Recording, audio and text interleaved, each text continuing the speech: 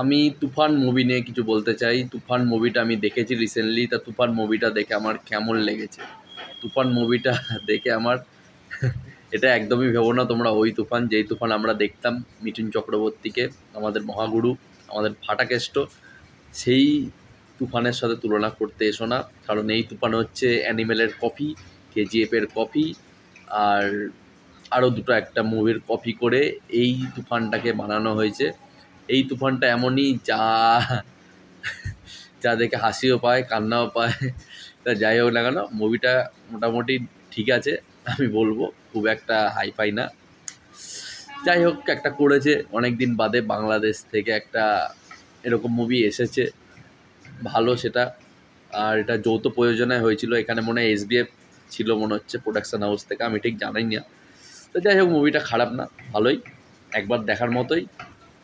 কিন্তু এরকম copy paste movie বানিয়ে, এরকম ধরনের ক্যারেক্টারগুলো বানিয়ে ভাই কী লাভ পেয়েছে আমার মাথায় ঢোকে না। কী লাভ হয়েছে এরকম ধরনের মুভিটা বানিয়ে? হ্যাঁ, সেই তো লোকে ট্রল করেছে এই যে ভাই এই কপি সেই কপি তার কপি। ভাই গানগুলো মানছি যে গানগুলো ভালো হয়েছে, গানগুলো প্রচুর ভিউজ গেছে, প্রচুর ভাইরাল হয়েছে, এবং গানগুলোকে নিয়ে প্রচুর রিলস বানানো হয়েছে, এটা আমি মানছি। কিন্তু ভাই তাই বলে এরকম কপি কপি মুভি বানিয়ে ভাই কী লাভ পেয়েছে আমার মাথায় ঢোকে না। তোমরা কি দেখেছো তুফান মুভিটা না দেখোনি? নিচে কমেন্ট করে আমাকে অবশ্যই বলবে। যদি দেখে থাকো তাহলে নিচে কমেন্ট করে বলবে। আর হচ্ছে কথা এটাই যে শাকিব খান এমনি ভালো একটা অ্যাক্টার, সেটা কথা না।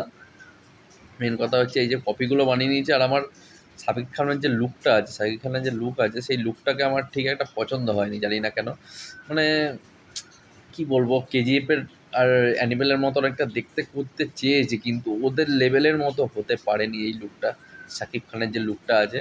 তাছাড়া মুভির অ্যাক্টিং ওয়াইজ ভাই মুভি পারফেক্ট মুভি আছে, ঠিক আছে। আর মুভির যেরকম ডিরেকশন করেছে, যেরকম ধরনের অ্যাকশন দেখানো হয়েছে ভাই, মারাত্মক লেভেলের একটা বাংলা সিনেমার জন্য ভালো, মেনলি বাংলাদেশের সিনেমার জন্য ভালো। এরকম হাই লেভেলের অ্যাকশন খুব একটা দেখা যায়নি, ঠিক আছে। পরপর শাকিব খানের যে সিনেমাগুলো আসছে, আশা করছি এরকম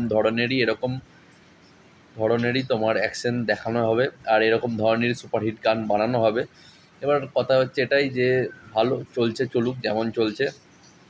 তবে বাংলাদেশ আর ইন্ডিয়ার যেরকম সিচুয়েশান আছে, আমার মনে হয় না যে মুভিটা ইন্ডিয়াতে রিলিজ করবে বলে। কারণ ইন্ডিয়াতে যদি রিলিজ করে, ঠিক আছে, তাহলে এক ঝামেলাও হতে পারে কিছু না কিছু নিয়ে, তাই না?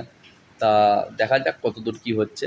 এখানে তো মনে হয় এরপরে কি মুভির সাথে কন্ট্যাক্ট আছে, আহ, দরদ না বাদর, বাদর না দরদ না বাদর না কি যেন নামটা, দরদ মুভি মনে হয় না, নাকি এরপরে শাকিব খানের কি মুভি আসছে কি জানি ভাই, নিচে কমেন্ট করে অবশ্যই বলে দেবে। তো দরদ না কি একটা মুভি যেন দেখছিলাম, দরদই হবে নাকি, দরদই হবে মনে হচ্ছে। যাই হোক, ওটা জানা নেই আমার। তা যাই হোক, মুভিটা আমার এরকমই লেগেছে, ঠিক আছে মুভি, ওকে। কপি পেস্ট, সস্তার কেজিএফ আর সস্তার অ্যানিমেল।